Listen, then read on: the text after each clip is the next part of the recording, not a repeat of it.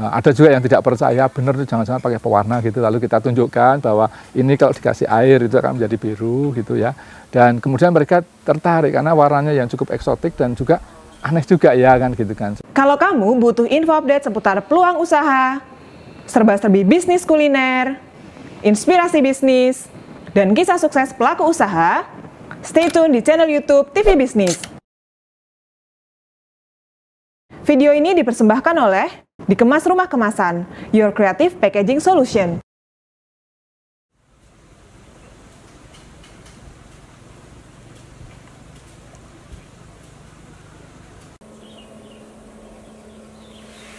Assalamualaikum warahmatullahi wabarakatuh.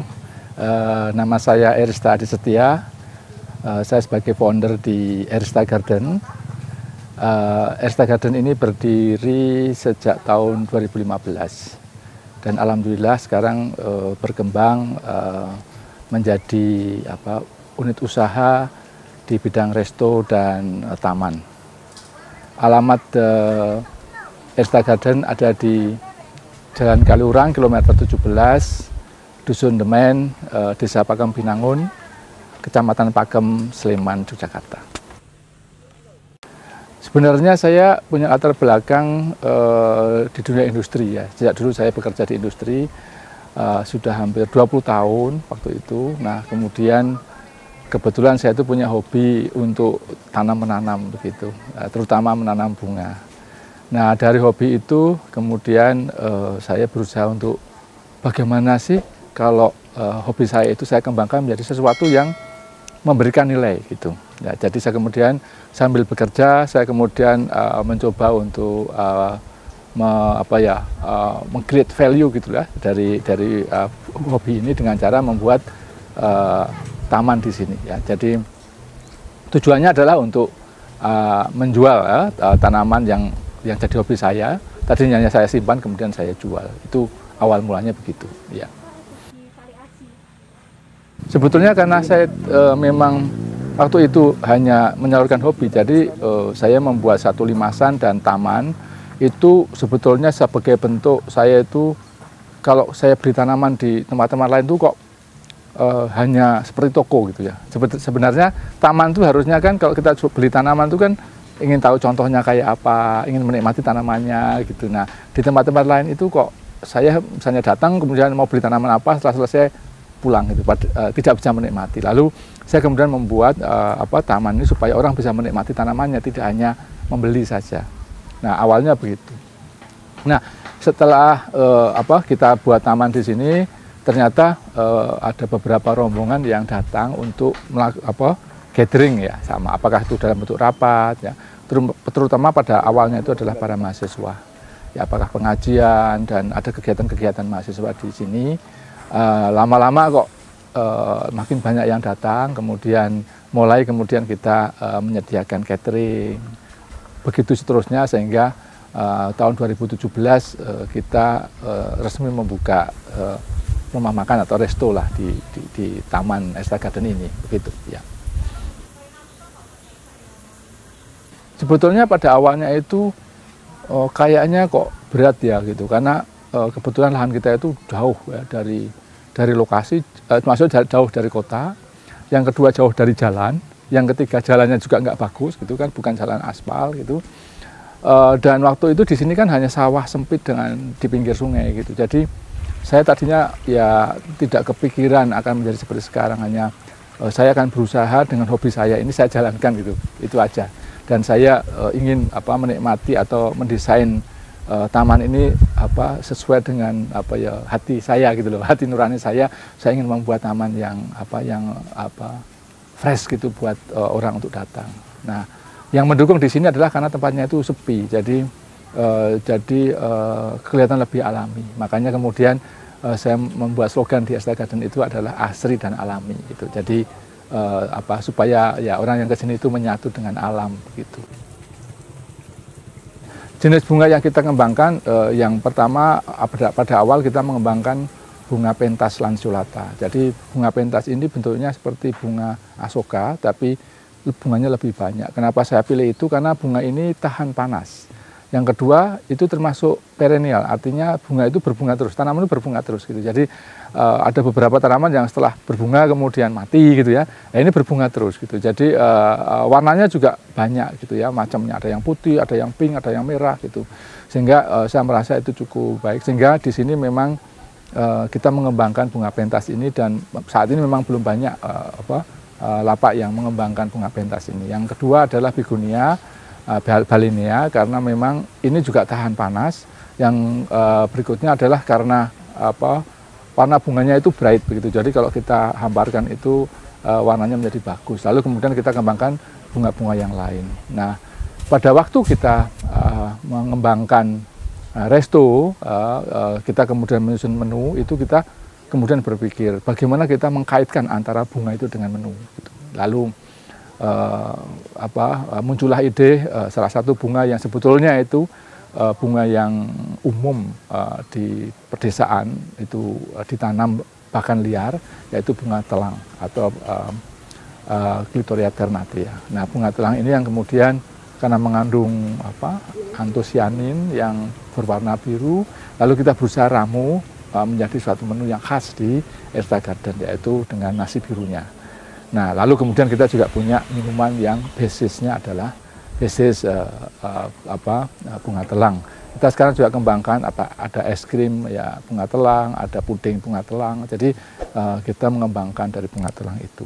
Nah, karena kita kemudian ekspor bunga, kemudian kita juga kaitkan bunga telang dengan misalnya rosella, bunga telang dengan begonia, dengan beberapa edible flower yang kemudian kita kembangkan menjadi suatu menu.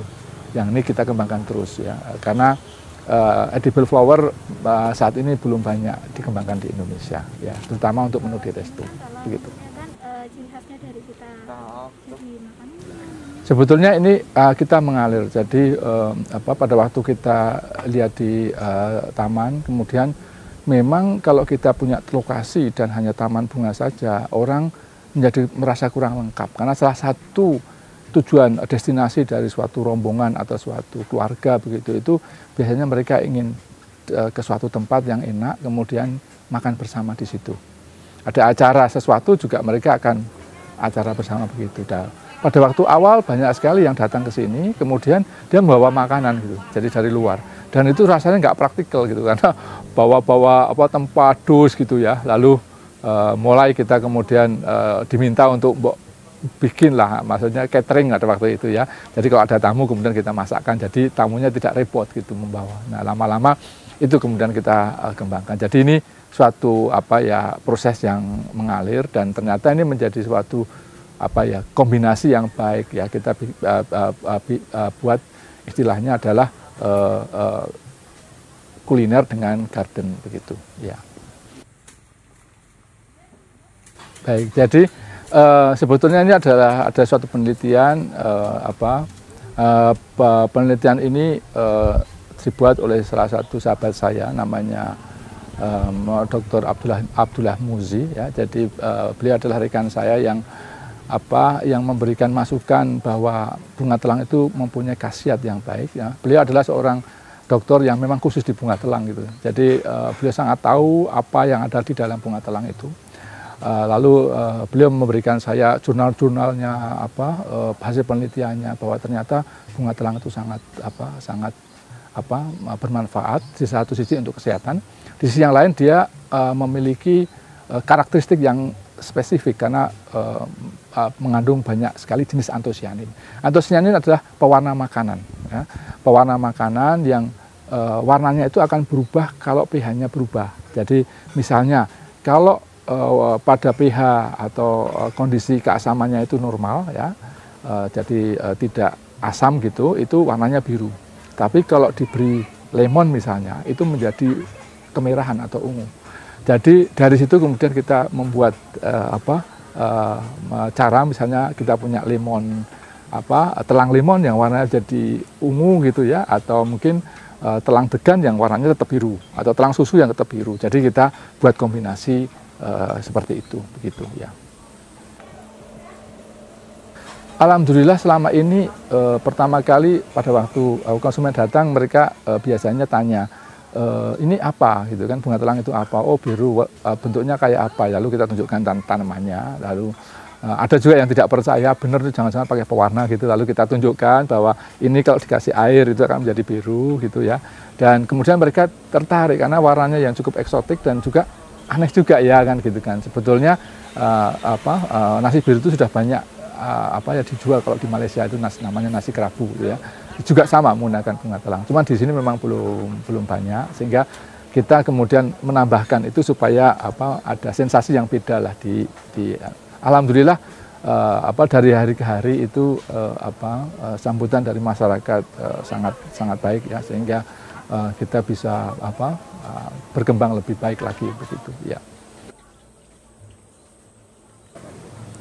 Sebetulnya tujuan saya membuka usaha ini intinya adalah yang pertama kita akan create value. Jadi saya ingin merasakan betul apakah kalau kita membuat dari awal itu seperti apa sih kesulitannya. Jadi saya kemudian memutuskan waktu itu, meskipun saya masih bekerja, saya memutuskan untuk resign. Kemudian ya sudah, karena saya nggak ada pemasukan begitu, lalu saya harus meng-create sesuatu supaya ini berjalan begitu. Nah kemudian dari situ kan penuh dengan lika-liku lah kan gitu kan. Nah, apalagi kita harus create brand, kita harus pasarkan lokasi kita yang jauh gitu kan. Kita harus mulai dari kecil, dan bagaimana kita mengelola keuangan kita ya. Jadi bisnis kita supaya bisa berjalan dengan baik. Jadi alhamdulillah itu ternyata bisa berjalan dengan baik, dan alhamdulillah ini bisa berkembang. Sekarang kita kemudian membuka cabang di beberapa tempat begitu. Di mana dengan membuka cabang itu berarti ada beberapa partner yang memang percaya kepada kita, dan kita akan teruskan ini. Tetapi kita intinya dari yang pertama di create value, yang kedua adalah kita ingin pemberdayaan misalnya memanfaatkan sumber daya lokal. Jadi menu yang kita akan pakai itu adalah menu-menu lokal. Jadi ya makanan-makanan lokal gitu. Jadi kita pakai beras dari tetangga di sini begitu ya. Yang ketiga adalah pemberdayaan. Jadi pemberdayaan itu kita memfokuskan kepada tenaga kerja tim dari lokal itu aja. Jadi dari sekitar sini. Jadi yang kerja di sini ya orang-orang di sekitar sini.